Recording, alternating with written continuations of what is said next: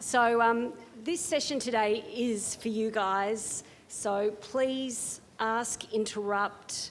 You know, if you disagree with something I say, I certainly won't be offended. And hopefully we're going to cover some of the issues that are relevant to basically living well with metastatic breast cancer. So I suppose the first step is really defining what is metastatic breast cancer. So we know that early stage breast cancer is typically described as breast cancer that's localised to the breast and under the arm. And metastatic breast cancer is when somehow some breast cancer cells have worked out how to either get into the lymphatic system or into the bloodstream and spread to other parts of the body. And this is a chest X-ray of a woman who's unfortunately got metastatic disease affecting her lungs. Those patchy bits shouldn't be there. The lungs should be nice and clear. So it is a lot. It is a lot. So how do people present with metastatic breast cancer? Well, there's two ways. The most common way is that a patient has previously had early stage breast cancer. It might be months or years ago, and we know for some patients it's decades ago, and they present with a new symptom, whether it be shortness of breath, cough, back pain, loss of weight, and scans are done and they identify that the breast cancer has returned. For a much smaller group of patients, they often are diagnosed that they can present with the cancer when they find the lump in the breast. They also find that it's spread to other parts of the body, and this is called de novo metastatic disease.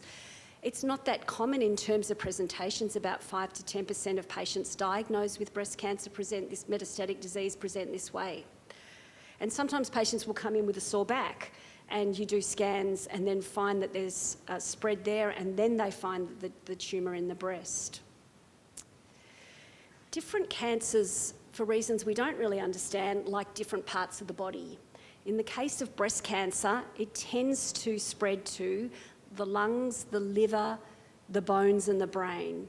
But for example, some other cancers don't tend to spread to those other parts of the body. So it's important for the doctors looking after the patient to be looking for activity in the sites that the cancer commonly spreads to.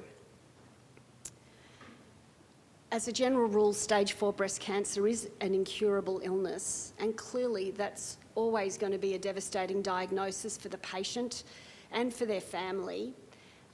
And while we have made huge gains in our treatments and do take a much more aggressive approach with patients with stage 4 disease, we still have not reached the ultimate aim of cure. But there's great research, and there are some patients, particularly, for example, patients with a particular subtype of breast cancer called HER2 positive disease, patients of mine, and all oncologists have got a little group of patients who've got this particular subtype that have been on treatment for 10, sometimes 15 or even 20 years with no active evidence of cancer. We hope they're cured, and certainly that's, you know, they're living completely normal lives. Many of them are still coming in every 3 weeks to have their targeted treatment, but if we're starting to have some patients where we are seeing these really long-term responses, hopefully cures, it's very exciting. One of the things that's most important, I think, about caring for patients with metastatic disease is establishing the rules that that particular patient wants in terms of our relationship.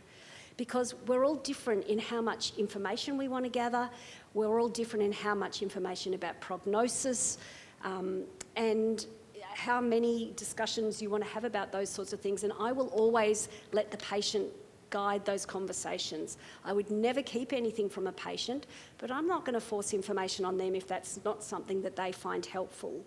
You know, often in the past, doctors came out with prognoses. We now know that there's a huge spectrum of outcomes for different patients, and really coming out with a dogmatic number is really, I don't think, in my opinion, great medicine. And it also, if a patient's been told a number, they never forget that. So from my perspective, I don't like that model. Different doctors do it different ways, and some patients may really be really specific and say, I want to know what you think. In that case, of course, I'll tell them. But I think I like to know, the goalposts of this relationship, and every patient's got their own goalposts, I suppose is what I'm trying to say. Patients also need to have their voice heard in terms of treatments, what they'd consider in terms of side effects, what they wouldn't, where they're up to at their stage of life. Are they still hoping to be going to work? Do they prefer a treatment that's got less visits to the hospital? All those sorts of things need to be factored in. When someone presents with stage 4 disease, we always try to biopsy something. Because sometimes we get it wrong and something looks like a metastasis and turns out to be something different, or even a different type of cancer. There are things like myeloma, which if you've had a bone lesion, sometimes people don't think it's metastatic breast cancer and then they discover it's something else. But also really importantly, because sometimes when breast cancer comes back, it behaves differently. So it goes from being one type of breast cancer to another. And you want to be giving that patient the right treatment. So it's really helpful if we can get some tissue. This image, the image on the side is a CT scan where you can see that area where there's a metastasis in the liver. And the image up the top, you can see the needle going into that liver lesion on an ultrasound, gaining some of that tissue to do that analysis. Sometimes it's not possible to get tissue if the spots are really tiny or if they're in unsafe places to biopsy, but if we can, we like to do it. So when we talk about the treatments for metastatic breast cancer, we absolutely know we need to know what subtype of breast cancer the patient has. The majority of patients diagnosed with breast cancer do have hormone-positive breast cancer, and some of them will also be HER2 positive. So a breast cancer, there are 3 gates we kind of talk about, the estrogen, progesterone and the HER2 gate. And you can have any permutation or combination of those. You might have all of them. You might have none of them. You might have 1, you might have 2. And that's sort of where the pie graph is, well, it's not a pie graph, is it? The picture on the left is showing you. And it's important to know that information because it's going to tell you what the right treatments are. Oh, I'm sorry, and they've called it basiloid, but it's triple-negative breast cancer. Yeah. So the basiloid or triple-negative means they've got none of those gates on the surface of their cancer cell. I don't know why they use that language. Yeah. Well, it shows that you were reading, so well done. Good. So this is a sort of a general description of the different subtypes of breast cancer and the impact the subtype has on the types of treatments and also response to treatment and to a degree prognosis. We know that triple-negative breast cancer can behave aggressively, whereas a hormone-positive tends to be more, have a longer survival in terms of responses to treatment. And then in the middle, we've got our HER2 as well.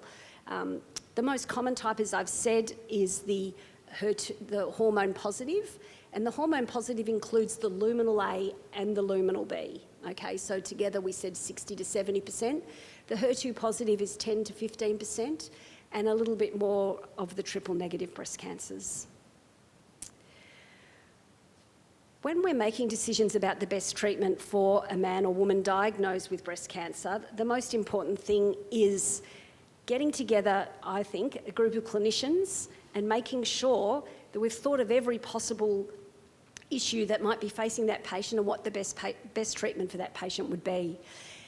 We're very lucky at my hospital to have what we call a metastatic breast cancer multidisciplinary meeting where we meet every week, and any patient who's newly been diagnosed with metastatic breast cancer, we go through their scans, their biology.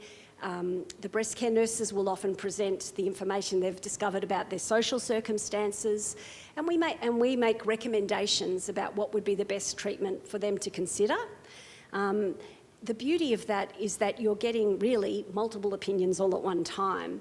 It also means that, there's absolute transparency about decision-making processes, which is patients want to know that this is the best treatment for them. So let's talk about the different treatments we've got for metastatic breast cancer, and I'll start with the hormone positive. So, as I've said, the majority of breast cancers are hormone-driven, and generally they respond to hormone-blocking drugs or endocrine therapy, as we tend to call it. And endocrine therapy is actually just as effective as chemotherapy. Most people who've had an early stage breast cancer and then the breast cancer returns think they should straight away be back on chemotherapy. They think that's the most active treatment, and why is the doctor just giving me hormone blockers? Does that mean they think I'm about to die soon and they're not giving me strong treatment? The reason we're giving that treatment is it's the best. It works just as well, if not better, with a much better side effect profile. And it means that because these patients are often on these treatments for years, so they're much better tolerated than the chemotherapy. And the sort of hormones that we're talking about using for a woman with metastatic breast cancer, most commonly we would use an aromatase inhibitor, drugs like letrozole or anastrozole. There's a new hormone blocker called fulvestrant. It's actually a needle in your bum. Which is okay for a short period of time, but if you're on that for years, some of my patients have got very scarred bottoms, and there's a lot of clinical trials looking at an oral formulation of that, which I think in the next couple of years will be standard. Sorry, the bottom bit's supposed to say premenopausal, not post, but for younger women, we're using the same drugs, but we have to make them postmenopausal for these drugs to work. And so we often use an injection to suppress their ovaries or take out their ovaries once we're sure that they can tolerate the menopausal symptoms. For men with metastatic breast cancer, we give similar drugs, but we have to give that same injection to stop testosterone production. So they have the aromatase inhibitors, but with that needle. And again, they would have the same treatments, and we typically would try to avoid the use of testosterone in men with metastatic breast cancer. So we have these great drugs that help with controlling breast cancer, and that for many of these patients, they're going to be on it hopefully for years. They're not easy treatments. They have a lot of side effects, and I've just been next door talking about the importance of clinicians being aware of the side effects and jumping on these side effects and getting them under control. Because if a patient feels they can't tolerate a treatment and they stop it, you know, one of their treatment options goes out the window, and we really want to keep our patients on effective treatments. So we need to be better at managing their side effects. And a lot of the side effects are menopausal type things, hot flushes, night sweats, that can be really debilitating. You know, some of my patients will say, I change the sheets twice a night, and, you know, during the day I carry an extra change of clothing because if I have a really bad hot flush, I've got to go and get changed. We have really good drugs these days for hot flushes, and it's really important that the clinicians write all over that. Some clinicians, some oncologists, I would say, it's not their thing, and there are menopause clinics, so menopause after cancer clinics, not in every state, and I don't think, you know, rurally I suspect that they don't exist, but a lot of them do telehealth, and so it's worth asking your oncologist if they're not showing a lot of enthusiasm about managing your menopausal symptoms to maybe get in contact with another service that could provide that for you. Aromatase inhibitors cause their own side effects, affecting the joints. A lot of patients are very stiff. There's a certain walk, patients coming from the waiting room to come in and see me, that's called the aromatase shuffle. Once they get moving, they're fine. It's just those first couple of steps. Osteoporosis is a huge concern with the aromatase inhibitors. And for tamoxifen, it's got two very rare side effects, but they both sound shocking. You know, cancer of the uterus and DVT, both are terrible, but both extremely rare. And then there's sort of the other menopausal side effects, impacts on mood, brain function, multitasking, word finding, all these sorts of things. They're all, you know, they don't sound like big issues, but for some patients, they really have a negative impact on their quality of life. Vaginal dryness is a huge issue, and I've really discovered that I'd never used to ask about vaginal dryness, and then I did a rotation where I went to a menopause after cancer clinic and it really opened my eyes to how big a problem it was. And I ask everyone now, and I'm really quite shocked how many patients go, oh yes, but I just thought that's how it was now. And we do have medication that can help with that, and it's really important that patients speak to their oncologist about this.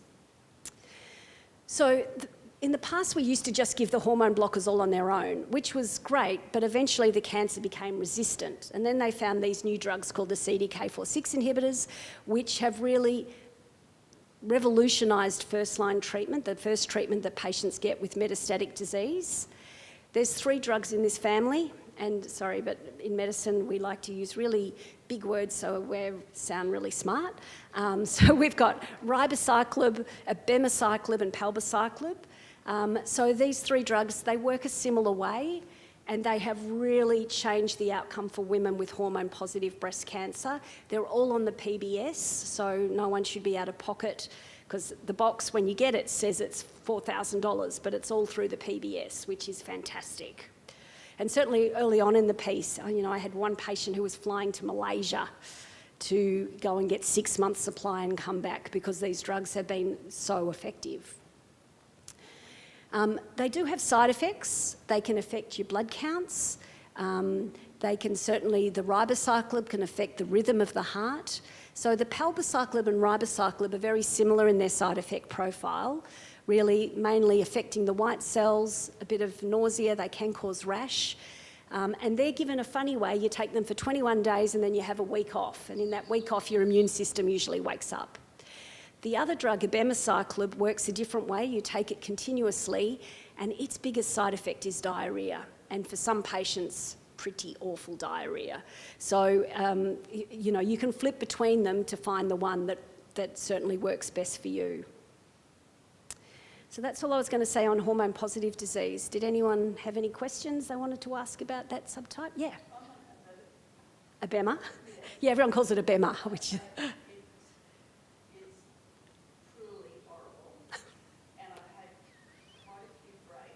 Yep. Yep. And have the breaks helped? I think so. 30 days was the toilet or whatever. I took an anti-diarrhea. Yep. Yep. Look, it is debilitating for some patients. Recently, that drug, there was some data about it for early stage breast cancer, and so it probably will be available for patients with early stage disease, and certainly my experience has been it is challenging. Yeah, and I've already had GI. I'm on 2 different gut things. Yeah, now yeah. It's very serious. Oh dear, okay, there's a lot going on. Look, I think it is not an easy drug, and a lot of patients do manage, KP was just telling the story about another patient on it who travels to Sydney and knows every toilet stop, because you have to know, exactly. It's really difficult, really difficult. Okay.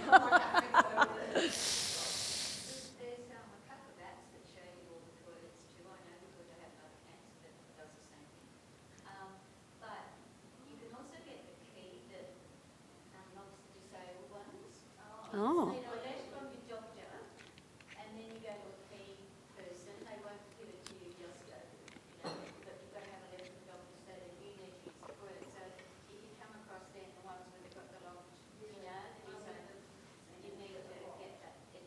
Oh, there you go. But there's an app too. If you're travelling in a direction you don't know, that you can find the toilet. It is a master key, yeah. Wow.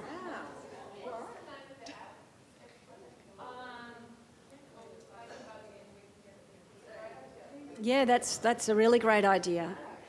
Because obviously it's not the only drug that causes diarrhoea, hey? No.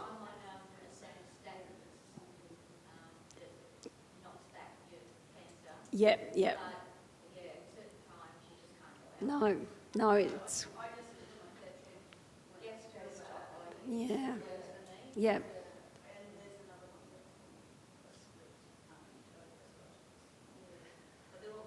No, it is when you say diarrhoea, people go, oh, that can't be too bad, but it really can be very bad, really bad. Okay, let's talk about HER2 positive disease then, a different subtype. So So HER2 really has gone from being, 20, 25 years ago, the worst subtype of breast cancer to really the subtype that has the greatest treatment options and for some patients really, really durable, long responses to treatment. There's a movie about the oncologist who found this drug, a guy called Dennis Slayman. You've got to be pretty happy Harry Connick Jr. plays him, so that's pretty nice person. But it's a really moving film about advocacy and the women who drove getting that drug available in America. Have you? It's really good. I mean, we now give that, so now we have these drugs, trastuzumab, again, they've all got big names, trastuzumab and pertuzumab. These drugs are targeted treatments. They attack the HER2, and they're very effective treatments. They need to be given with chemotherapy, which can either be paclitaxel or docetaxel. These drugs have differing side effects, and so you might pick one over the other based on that. And often you do that for some months, the chemo, and then you keep going back to what's called Herceptin and pertuzumab, the H&P, for years and years. So this is just a little image of the first image on the left is a normal cell with just a few HER2 gates on its surface. The one in the middle is a HER2-positive breast cancer. Stomach cancer can also be HER2 overexpressed. So there's lots of gates, and all those gates are driving to the nucleus, which is the purple bit in the middle, and telling the cell to grow and divide. So you can see that's going to be a busy cell in the middle. And on the right, you can see Herceptin, or trastuzumab, binding to that and stopping that process so the cell can't divide. So it's a very effective treatment. I'm not going to go through all of this. I just wanted to put up that in 2023, we're really lucky in breast cancer that we have really good algorithms so there's all these international guidelines that allow us to have a pretty clear image in our head about the steps in treatment. Now, patients will have a role in deciding which of these treatments they might want to have, but it's really helpful to have that process in our head. The other interesting area, and this is beautiful science, but these drugs are called antibody-drug conjugates, right? So what they've done is they've taken the drug Herceptin, which is an antibody. Have I got it on my leg? Yeah, here he is. So see the two long bits in the middle? That's the antibody of Herceptin. And what they've done is they've glued chemotherapy to Herceptin. So that, remember back, let's go back to that image. So that is going to mean that the cells that get the chemotherapy are those cells that the Herceptin binds to. What it's trying to do is allow accurate delivery of our treatments predominantly to those cells so that the drug is released into the cancer cell, as it's shown in this image. So you can see this is a drug called TDM1, which is a commonly used drug for HER2-positive breast cancer. So what it's doing is when the TDM1 on the right binds to the HER2, the chemotherapy is allowed into the cell and kills it. Beautiful. Like really, the whole aim of that would be minimise side effects but increase activity.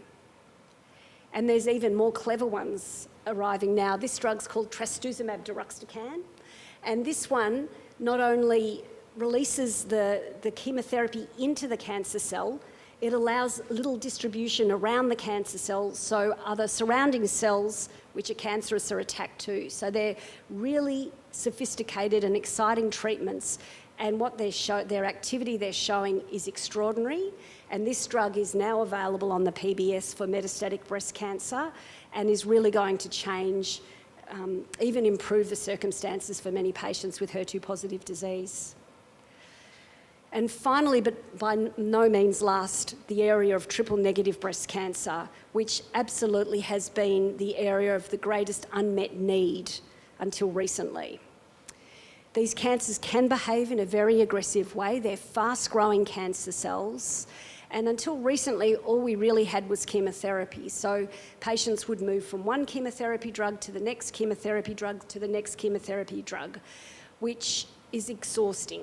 You know, it's really a difficult time. You're getting over the side effects of one drug, you start embarking on the next one. But what has been developed is immunotherapy, and immunotherapy is a treatment which can be given for women with triple-negative disease if they've got a particular subtype called PD-L1 positive breast cancer. So immunotherapy is, again, beautiful science, because you'd have to ask yourself, why if a cancer cell looks weird in the body, why does your immune system not attack it? And it's a really good question that we don't really know the answer to. And what immunotherapy does is supercharges your immune system to start attacking the cancer cells. So it's really clever treatment. It's usually given for breast cancer, for triple-negative disease with chemotherapy, and in that setting can be very effective. And it too, there's certainly an access scheme at the moment. It's about to be the 1st of September. It became available on the PBS, which is very exciting.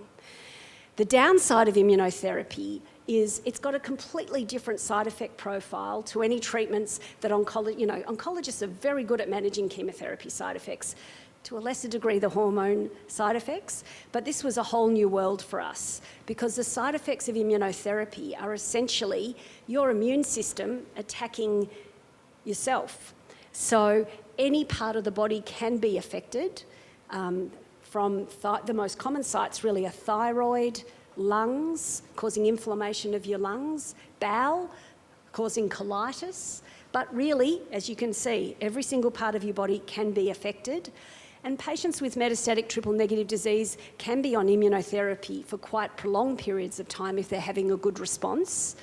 And so often there's a very multidisciplinary approach to managing these side effects, because you can see I'm not an expert in hearts or lungs, and so we rely on the other specialists to help us manage patients going through these treatments. And again, I think we talked about Trodelvy this morning. This is another one of these beautiful science antibodies with chemotherapy attached to it. So in the case of this drug called sacituzumab govitecan, or Trodelvy is a much friendlier name, this drug binds to something called the TROP antibody, which is the TROP antigen, which is a protein found in many cancer cells, but particularly breast cancer triple-negative cells. And what happens is that it's got, again, chemotherapy attached to it, and so it allows really strong delivery of that chemotherapy to the cancer cells. And again, as we spoke about, BCNA played a really major role of getting this drug approved on the PBS for triple-negative disease, and it's now a standard of care. And some patients, again, are having really long, durable responses to this treatment. And that's just a graphic of what I'm describing again. Remember, we've got the backbone of the antibody, and then we've got the little sticky bits with the chemotherapy molecules attached to it. I wanted to just mention this new entity called HER2-low disease, because it's relevant to... so remember, we talked about HER2-positive disease. That's only if a cancer is very strongly driven by the HER2 activity. So it's called HER2 amplified. But what they've recently discovered is that some of the HER2 drugs actually work on cells that don't have that same amplification. And this may be a treatment option for patients with triple-negative disease and hormone-positive disease. So there's this new entity called HER2-low, and it certainly is going to, hopefully in the long term, provide new treatment options. Some of the drugs that were used for HER2 disease could be used for patients with both hormone-positive disease and triple-negative disease. So it's a very exciting space. These drugs are not yet on the PBS for these indications, but with lobbying, we'll get there. So the study that showed that this treatment was very effective was called Destiny-4, and it really showed very strong activity. And we just want to make sure we've got as many options as possible for our patients. Radiation in metastatic disease has changed a lot. Radiation used to just be given for if there was an area, particularly in bone, that was causing pain, or if there was compression on the spinal cord and we were worried about the patient losing power in their legs or arms, if it was blocking the main blood vessel in the chest, or if the breast cancer had spread to the brain. But there's a huge focus at the moment on giving really targeted high doses of radiation to certain cancer sites possibly to completely destroy them. So this is called stereotactic radiation.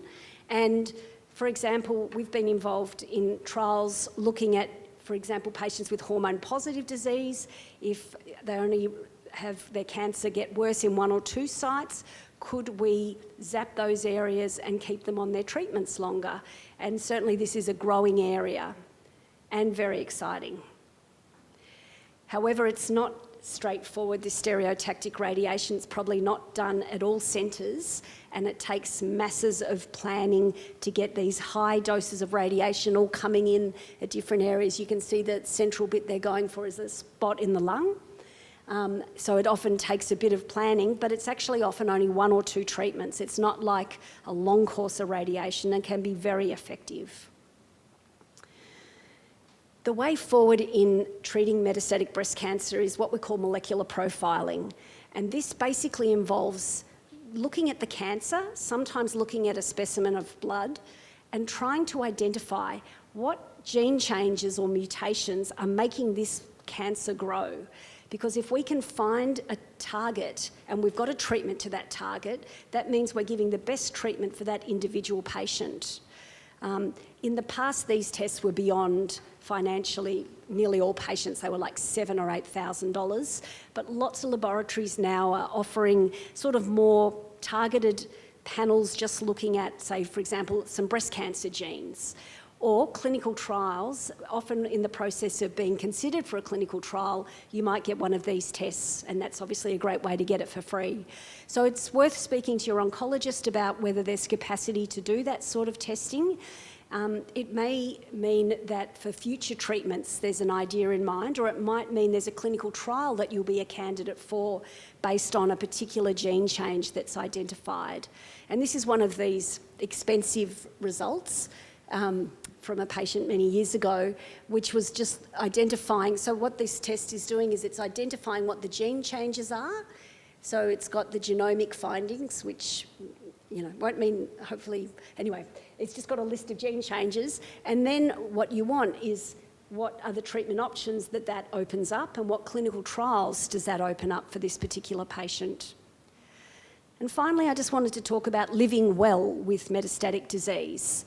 You know, in the past, you know, breast cancer, the survival has improved out of sight, and many patients are living very long, fulfilling lives with metastatic disease. I understand for most patients it's still incurable, but for many patients, they don't want to be sitting at home feeling sick all the time. They want to be part of the world, very much as was described this morning. And we know that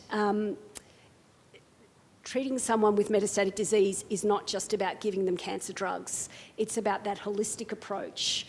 And I think in Australia we've got a fair bit of room to still move in terms of that holistic approach.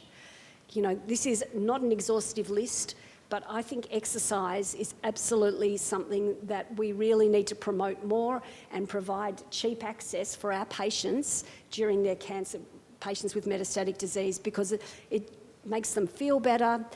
You know, it improves their quality of life. Often it improves their side effects of treatment. I again think a psychologist is a really important part of the group. And this is not exhaustive, but just want you to think about that whole village caring for that patient with metastatic disease. Clinical trials, particularly when you're dealing with an incurable illness, we've got to think about clinical trials, offering new treatment options. And I would say it's important to let your oncologist and treating team know if that's something you're interested in. They're not for everyone. Some people don't like the idea of decision-making being left to a clinical trial. They want to be making those decisions, and that's absolutely fine. But many clinical trials allow you to get access to new exciting drugs coming through, as we've heard. And, you know, yes, there are more visits to hospital, but as a general rule, patients on clinical trials are so closely watched, they tend to have better outcomes just from being on the clinical trial. So it's a really valuable experience. But it does sometimes mean travel, because not every trial is open at every centre, and particularly for rural patients. Genetic testing is important for patients with metastatic disease, particularly for those patients with triple-negative disease. Again, it might open up treatment options. There are guidelines about who qualifies for genetic testing that are national guidelines, but it's much cheaper these days than it used to be, and some patients with other subtypes of breast cancer who don't meet the criteria might decide to fund it. And finally, just talking about managing side effects of treatment, I think we really need to be ensuring that we're maintaining the best quality of life for our patients with treatment of their metastatic disease, whether it be about hair loss. You know, some patients will make decisions about a treatment whether it does or doesn't affect their hair. If you've lost your hair 2 or 3 times and it's just coming back and you're really enjoying it, and then your oncologist suggests you need another treatment that causes hair loss, that's really devastating. More and more centres are getting scalp cooling. Do people know what scalp cooling is? It's not a perfect science, but there are machines that can help you preserve your hair. It is pretty labour intensive. I had that done at Marta in Sydney. Yep.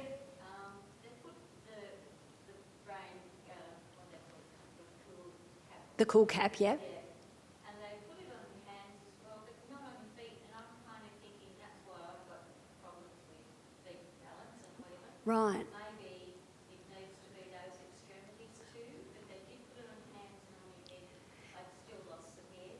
Yeah, no, it's if you go into it expecting your hair's going to look like it did pre-treatment, that's not realistic. No, and so yeah, everyone's different because it is it's a time commitment, and it's cold, right? It's not just a little bit cold; it's very cold. Yeah, so everyone's different. Some people value their hair more than others, and you know, I don't judge. You know, some patients will come in. I think their hair for cooling looks amazing, and they're devastated. And someone else will have very little hair, but they're happy with it. So it's such a personal thing. Yes, yes, I do know Fran. Yeah. No, she was really in Australia one of the first clinicians to be using it. So it is a very exciting treatment, but you know, the problem is, again, there's not equity, that not every hospital has it, and that's not fair. Like, every hospital should have the same access. It does impact on the workload of day oncology because you're there longer, and it means that another patient's treatment might be delayed because you're in the chair. So, you know, we haven't worked it all out, but there are some advantages if you're really trying to keep your hair. Yep. Yeah.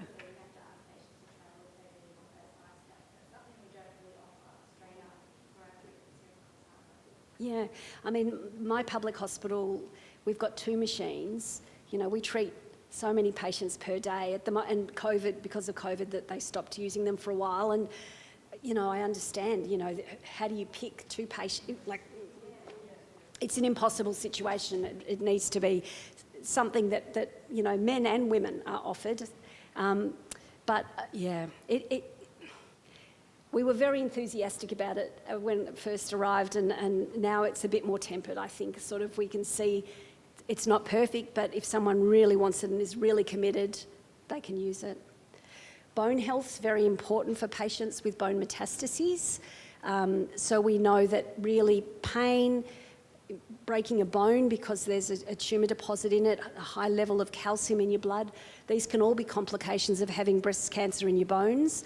And we give these drugs called bisphosphonates, or another drug called denosumab, very regularly to minimise the risk of this happening. It's got a rare dental complication that does sound absolutely terrible, called osteonecrosis of the jaw. So patients need to have regular dental review. They need to keep their vitamin D and calcium nice and healthy. So, in summary, it is a devastating diagnosis, but treatment options are definitely improving. And I really think the relationship between the woman or man diagnosed with metastatic breast cancer and their treating team is absolutely critical. Multidisciplinary care is absolutely the gold standard, and the goal of our treatments are really to make sure we're developing more effective treatments, but at the same time maintaining the best quality of life for our patients. And we're all on the hunt for that ultimate goal of cure. Thanks.